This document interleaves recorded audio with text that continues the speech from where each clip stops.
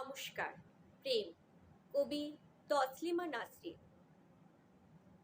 যদি আমাকে কাজল পরতে হয় তোমার জন্য, চুলে মুখে রং মাখতে হয়, গায়ে সুগন্ধি ছিটোতে হয়, সবচেয়ে ভালো শাড়িটা যদি পরতে হয়, শুধু তুমি দেখবে বলে মালাটা চুড়িটা পরে সাজতে হয়, যদি তলপেটের মেদ, যদি গলার বা চোখের কিনারের ভাঁজ কায়দা করে লুকোতে হয়, তবে তোমার সঙ্গে অন্য কিছু।